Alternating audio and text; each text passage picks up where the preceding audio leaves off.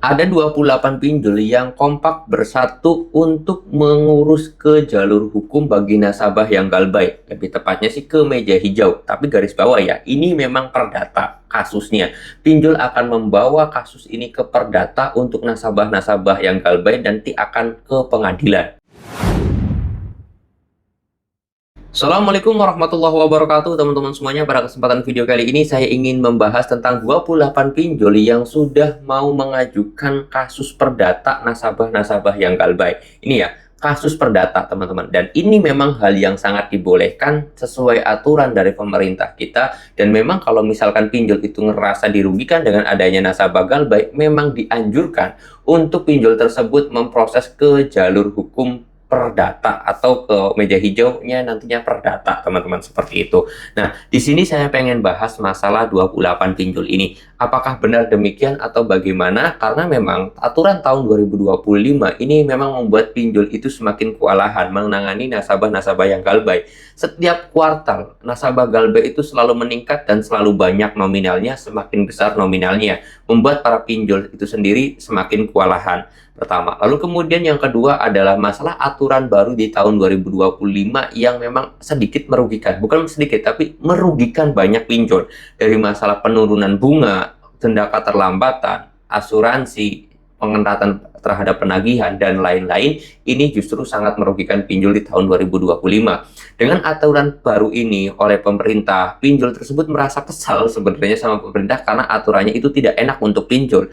Karena kesal sama pemerintah itu tidak bisa dilampiaskan, benarkah pinjol tersebut itu akan melampiaskannya ke nasabah untuk memproses hukum nasabah yang telah galbay pinjol? Oke, di sini saya mau bahas ya teman-teman semuanya tentang masalah 28 pinjol itu kompak mengajukan nasabah tersebut ke kasus perdata.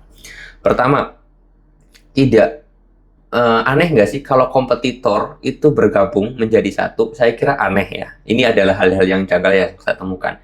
Mana bisa Real Madrid sama Barcelona bergabung menjadi satu? Kayaknya nggak bisa. Iya enggak, karena dua orang ini atau dua tim ini adalah kompetitor. Sama halnya dengan Akulaku dan juga mungkin Shopee. Mereka ini adalah dua kompetitor besar. Nggak mungkin dia itu bersatu gitu loh. Kredivo dengan Akulaku, ya mereka itu kompetitor besar. Mana mungkin bergabung jadi satu. Mereka kan saingan, ya kan? Sama-sama perusahaan pinjol.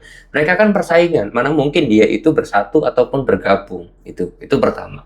Lalu kemudian yang kedua adalah masalah pengajuan perdata ini.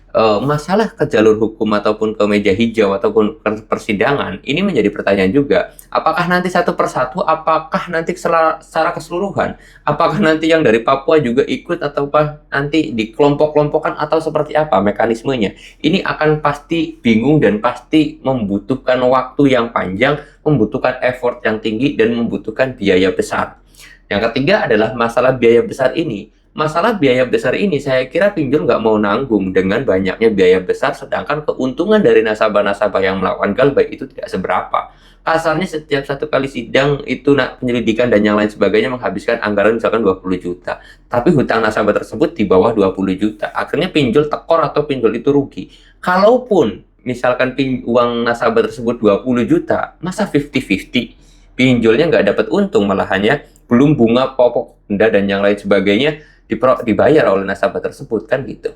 Lalu kemudian yang paling mustahil adalah masalah nanti ketika penyelidikan. Benar, nanti nasabah tersebut akan diselidiki. Benar nggak nasabah ini punya utang di aplikasi tersebut? Benar nggak nasabah tersebut telah melakukan telat bayar atau tidak mampu bayar atau galbay pinjolnya ini benar atau tidak, pinjamannya berapa, dan yang lain sebagainya nanti akan diselidiki dan ditelusuri lebih dalam lagi, lebih detail lagi.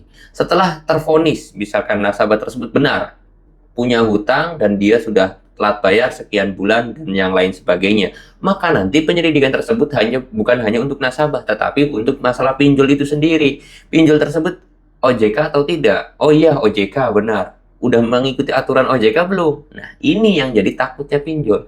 Nanti pihak ini nanti akan menyelidiki, oh ini ada kejanggalan nih, penagihannya seperti ini, oh ini bunganya segini, dan yang lain sebagainya. Akan ditelusuri lebih dalam lagi, akan diselidiki lebih detail lagi masalah pinjol tersebut. Nah, inilah yang menjadi pinjol itu takut sebenarnya ketika mau mengajukan ke proses persidangan, teman-teman semuanya. Ya, karena nanti dua belah pihak tersebut akan diselidiki, gitu loh. Yang jadi takut, ya pinjol juga sebenarnya sadar, pinjol juga sebenarnya mengetahui kalau misalnya di lapangan itu banyak kasus-kasus yang sudah tidak sesuai aturan, banyak kasus-kasus yang telah melanggar aturan. Akhirnya pinjol sendiri itu nggak bakalan mau mengajukan ke proses persidangan itu sendiri. Oke, jadi buat teman-teman semuanya, jangan takut kalau misalkan mau dibawa kasus perdata, bawa kasus ke jalur hukum, ke meja hijau atau ke persidangan, karena itu semuanya saya yakin pinjol tidak akan mau dan tidak akan mampu untuk melakukan hal itu. Tetap tenang, tetap relax, tetap enjoy apapun ancaman dan juga bentuk terornya terhadap kalian kepada DCI, itu tetap tenang. Kalau misalkan kalian nggak bisa tenang, segera ganti nomor HP, reset HP kalian, hapus email kalian, itu selesai ya. Jadi jangan pernah kalian itu takut masalah hal itu yang membuat kalian itu gali lubang tutup lubang. Yang perlu kalian takuti adalah ketika kalian sedang berusaha mencari rezeki tapi lupa terhadap sang pemberi rezeki. Itu yang harus kalian takuti dan itu yang harus kalian waspadai. Saya mau tutup dulu video ini dengan kata assalamualaikum warahmatullahi wabarakatuh.